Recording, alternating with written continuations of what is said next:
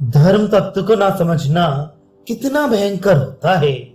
किसी राजा को उसके गुरु ने उच्च अद्वैत तत्व का उपदेश प्रदान किया। सर्व घट में एक ही ब्रह्म विराजित है, सभी समान हैं। राजा को यह बात बड़ी पसंद आई। उसने सभा से लौटकर रानी के बदले उसकी दासी के साथ भोग विलास करने की इच्छा प्रकट करते हुए कहा, रानी और दासी तो एक ही है। रानी ने घबराकर गुरुदेव को सब बातें बतला दी। गुरुदेव बोले, भोजन के समय राजा को एक बर्तन में कुछ विष्ठा भी परोसना। रानी ने वैसा ही किया। राजा और गुरुदेव साथ ही भोजन करने बैठे। भोजन के साथ विष्ठा देखते ही राजा तो आग बबूला हो गए। तब गुरुदेव ने कहा, तुम तो अद्वैत तत्व को जानते हो। जब सब कुछ एक है तब भोजन और विष्ठा भी तो एक ही है, फिर विष्ठा क्यों ना खा सकोगे?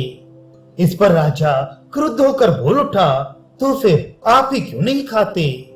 गुरुदेव ने ठीक है कहकर झट शूकर रूप धारण कर उस विष्ठा को खा लिया और फिर से पूर्ण रूप धारण कर लिया। राजा तो देखकर दंग ही रह गया। तब उसकी आंखें खुली और वे समझ गया कि अद्वैत तत्व सिर्फ मुंह से कहने की बात नहीं है, उसका अनुभव होना चाहिए। एक ब्राह्मण ने एक बाग लगाया था। वह दिन रात उसकी देख रेख में लगा रहता। एक दिन बाग में एक गाय घुस पड़ी और ब्राह्मण के इतनी श्रम से लगाए हुए पौधों को खाने लगी।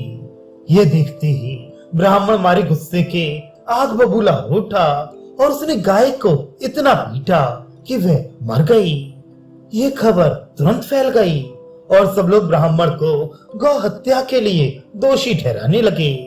परंतु ब्राह्मण अपना दोष कबूल नहीं करता था। वह कहता था, इसमें मेरा क्या कसूर है? मैंने गौ हत्या नहीं की, मेरे हाथ ने यह काम किया है। हाथ के अधिष्ठाता देवता इंद्र हैं, अतः गौ हत्या का पाप इंद्र को लगेगा, मुझे नहीं। मैं निर्दोष हूँ। इंद्र ने देखा कि बड़ी मुसीबत है। वे ब्राह्मण को सबक सिखाने के लिए स्वयं एक ब्राह्मण का रूप धारण कर उस बाग में आए और ब्राह्मण से पूछने लगे, ये बाग किसका है महाराज? ब्राह्मण बोला, मेरा। इंद्र, वह सुंदर बगीचा है, आपका माली भी बड़ा कुशल है। देखिए तो कितनी अच्छी तरह से सजाकर पौधों को लगाया है। ब्राह्मण, अजी मैंने खुद खड़े रहकर सब देखभाल लगवाया है। इंद्र, अच्छा ये रास्ता भी कितना सुंदर है, ये सब किसने बनाया? ब्राह्मण, अजी यह सब तो मेरे ही हाथ का काम है। इंद्र, वाह वाह, सभी कुछ आपने ही किया है। सिर्फ इस गाय को मारते समय इंद्र आया था, क्यों? एक मैदान में एक विषैला सांप रहता था। उस ओर जाने से सभी घबराते थे, क्योंकि किसी के पास आते ही वह सांप उसे काट खाता था। एक बार एक साधु उस ओर से गुजरा। पहले तो सांप उसे भी काटने को दौड़ा, पर उसके पास आते ही उसके मंत्र के प्रभाव से वह वशीभूत हो गया। तब उस साधु ने उसे हिंसा ना करने का उपदेश दिया। साधु का उपदेश पाकर सांप बिल्कुल ही बदल गया। अब वह किसी की हिंसा नहीं करता था, हमेशा शांत रहता। लोगों को शीघ्र पता चल गया कि अब ये सांप पहले जैसा भयावह नहीं रह गया है। अब ये किसी को काटता नहीं। अब लड़के बच्चे उसे सताने लगे। कोई उसे पत्थर मारता तो कोई उसकी पूंछ पकड़कर खींचता। इस प्रकार उसे बहुत ही तकलीफ होने लगी। उसकी हालत बहुत बिगड़ गई। एक दिन वह साधु पुनः वहां आया। सांप की दुर्दशा को देख उसे बड़ा अचंभा हुआ। कारण पूछने पर सांप बोला, महाराज आपका उपदेश सुनकर मैंने हिंसा छोड़ दी है, पर ये लोग मुझे बड़ा सताते हैं। तब साधु ने कहा, अरे मैंने तुझे काटने से मना किया था, फुफकारने से कम मना किया। खुद की रक्षा करने के लिए फुफकार कर लोगों को अवश्य डराया करना, पर हाँ उन्हें काटना नहीं।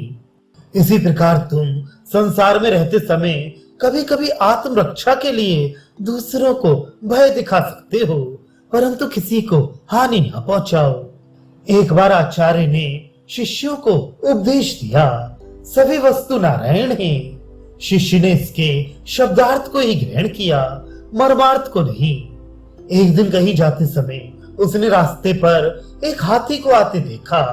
हाथी के ऊपर बैठा महावत चिल्ला रहा था, हट जाओ हट जाओ।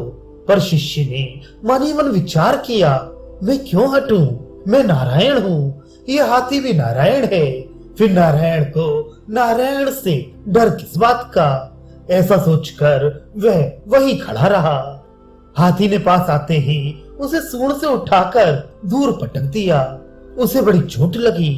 बाद में गुरु के पास पहुंचकर उसने सारी घटना कह सुनाई।